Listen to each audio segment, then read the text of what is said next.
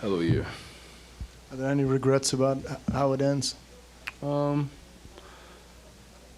Catch the ball, make three. What else? We had the lead in the fourth quarter. I think we could have been better at executing, but all that doesn't matter. Like I said, a hell of a year. I know it's your first season here, and I know Detroit is special to you in particular. Mm-hmm.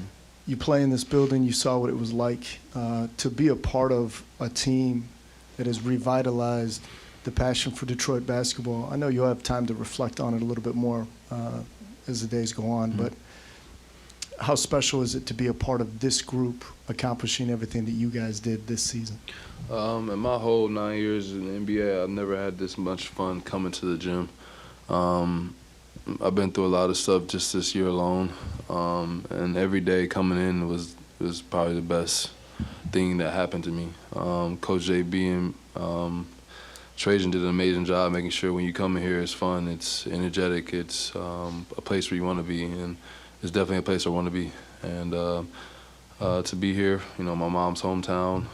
I grew up here a lot in the summer times. To be able to perform in front of the city is huge, and I'm glad I got a chance to do that.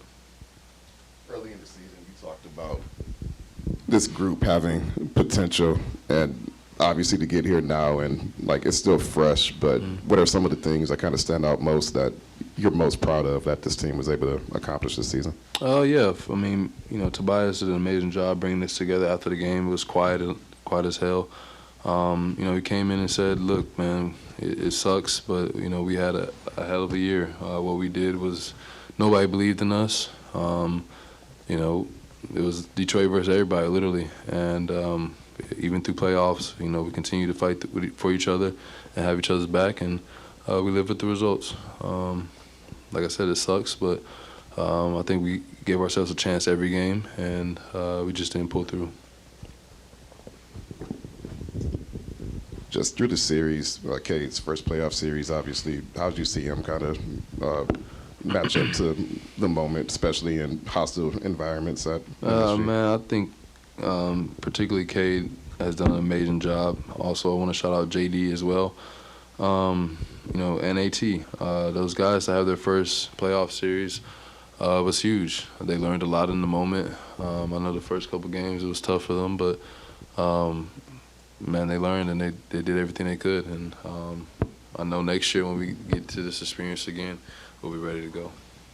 Malik, at the start of the season, you sat right there on that podium, and you guys were 0-4, and you say this is not an 0-4 team. What gave you the confidence back then to say that, and how have you seen that transpire into now? Oh, definitely. Like I said, when I came into training camp, I knew the energy was different. Like I said, being able to come into the locker room, you know, or to the facility with a group of guys that had that much energy and that much fun, it makes it so much easier. I think that's what took us to another level. I think that's what brought us here today, was our energy and our togetherness. And like I said, we just got to keep running away with it. You talked about before the game with us about, you know, how Detroit, playing in Detroit specifically, is the best atmosphere you've ever seen. How does today rank in all that, I guess? Number one, definitely amazing atmosphere. The crowd was hyped. They had our back. You know, next year we got to make sure we protect home court. For us to get 2 wins in the Garden, we get 1 or 2 wins here, man, and, you know, we close it out. So it's like a learning experience. Like I said, and it's not the end of the world. We got a lot to look back. Like for me, I need to sit down and process this whole year. It's been nonstop. I played every single game, so just got to continue to, you know, live with the results and continue to trust the process.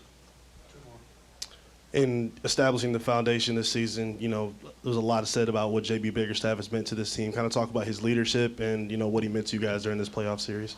Bickerstaff is huge for us. Like I said, I told everybody before, he was like an uncle to us. You know, he doesn't feel like a coach. He feels like that cool uncle that obviously you want to listen to. And then, you know, practice days, he's always catering to us. He'll make the coaches switch. He'll be like, it's a players' league and stuff like that. Coach JB is hilarious, man. He's a great coach. He stayed on my tail about getting back on defense when I shimmy in. So Nah, he's an amazing human as well. Him and his family, and you can tell that we followed behind him. He was a leader, and we all followed behind him and trusted him. And after those first couple of games, we all believed it, and that's where it took it to another level. Malik, everybody right now is talking about, good effort, season, proud of, things like that. But what has to sting from this? What part of the pain needs to be used to get better next year? You've been in the league a long time. Yeah. Teams only get better if it hurts. Yeah, I mean, definitely it hurt. I don't think anybody in there was happy to go home today. Like I said, it's been us against the world, our team. And so for us to stay together, for us to build on it, I think obviously the pain hurts. AT was pissed that, he is the best defender in the world, and he should have felt like he got to stop on that last possession. I'm the best shooter in the world. I feel like I should have got on the best in the last possession. So with that being said, like, you can't dwell on it too much. You gotta get ready for the next season.